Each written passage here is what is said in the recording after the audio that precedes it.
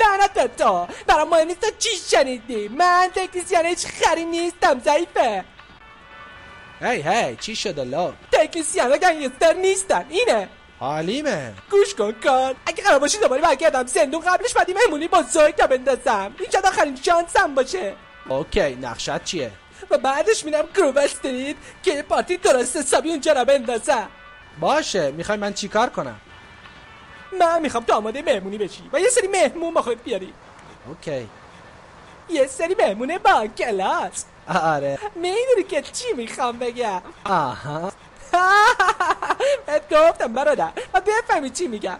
من تنها کسی هستم که تو خانواده تحمل مشکلات رو داره. میفهمی که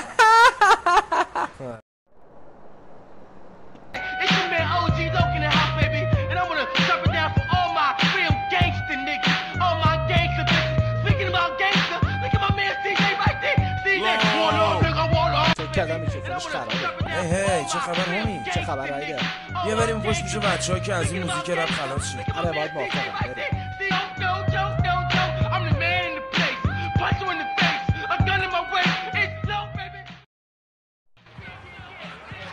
لعنتی این خیلی سخته. باید روش کار کنی پسر. آره. چه خبر رفقا؟ چطوری سوید؟ تو برگشتی محله ها؟ خب آره. خیلی هم کارت درسته. چی کار کرده که من نکردم؟ همشونم بیرون کردی. آروم باش مرد.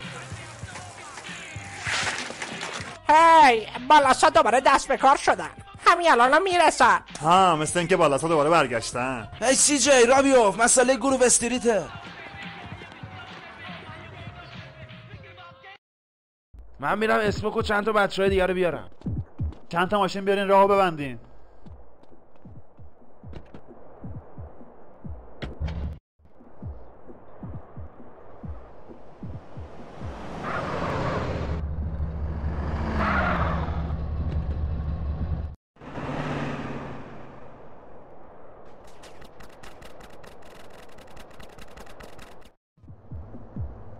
موقعیت بگیرین کار، یه جا پناه بگیر.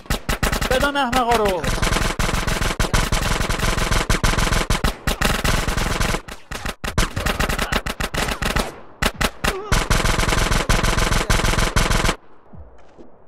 هی نگاه کن بقیه‌شون رو پلن.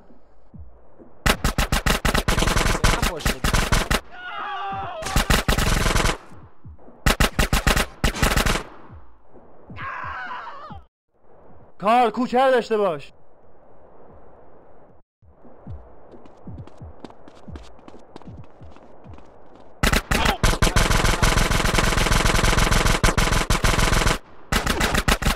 پشت سرمون سی جی، پشت سرمون. باید تو خونه میتونی.